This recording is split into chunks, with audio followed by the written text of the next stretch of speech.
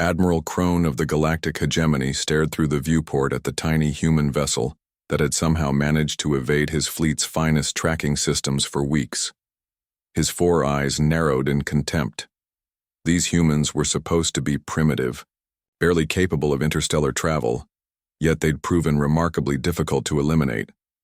"We have them cornered now," Lieutenant Vox reported, mandibles clicking with anticipation. "Their ship is showing energy fluctuations consistent with failing shield generators." Crone nodded, his scaled skin reflecting the blue light of the command console. "Prepare to board. I want prisoners for interrogation. The Council demands to know how they've evaded us for so long." The human vessel, the HSS Defiant, was indeed cornered. Captain Jack Reynolds knew it as he studied the tactical display. 6 hegemony warships surrounded them, each one at least 5 times the size of his modestly armed explorer craft. "Options, Lisa?" he asked his tactical officer. Lisa Miller shook her head, red hair falling across her face. "Conventional options? 0. We're outgunned, outmanned, and they've disabled our jump drive." Reynolds smiled. It wasn't a pleasant smile. "Then it's time for Plan Omega. Contact Dr. Bell." In the ship's laboratory section, Dr. Thomas Bell was already preparing the device that had been the true purpose of their mission, a contraption that made even the hardened military personnel uncomfortable. It didn't look impressive, just a silver sphere about the size of a basketball with various protrusions and circuits visible beneath a transparent shell. "Is that it?" asked Lisa when she arrived at the lab. "The weapon that's supposed to save us from 6 hegemony warships?" Bell patted the device affectionately. "Don't let appearances fool you.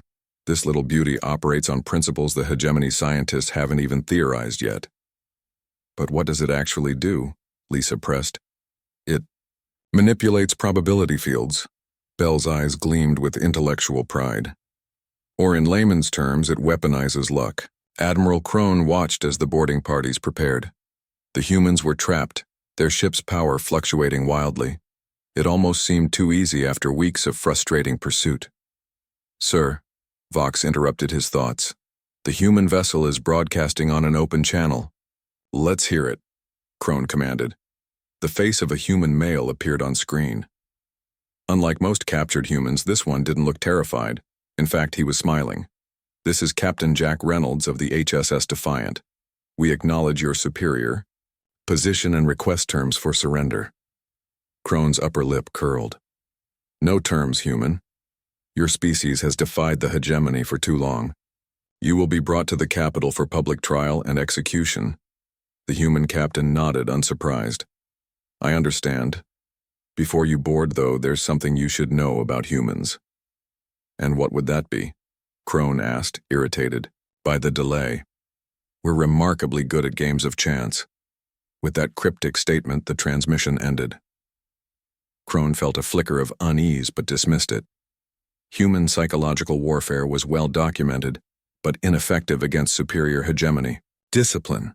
On the Defiant, Dr. Bell activated the device. The sphere began to glow with a soft purple light as it hummed gently.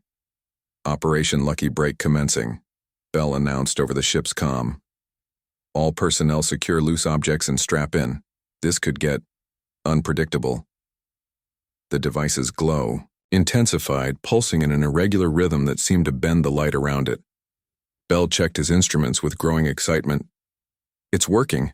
The probability field is expanding beyond our hull." In the command center of the lead hegemony ship, alarms began blaring. "Sir," Vox called out, panic evident in his voice. "Main reactor experiencing unexpected fusion fluctuations." Before Crone could respond, a junior officer reported, "Targeting systems failing, recalibration impossible." Then another, "Sir, the gravitational stabilizers are inverting.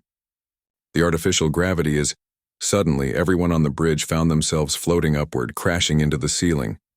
Across the hegemony fleet, increasingly improbable malfunctions cascaded through every system. On one ship, all the food in storage simultaneously spoiled. On another, every electronic display began showing nothing but ancient human entertainment programs. A third ship reported that all their weapons had transformed into musical instruments. The fourth lost all translator functionality. leaving the crew unable to communicate except through interpretive dance.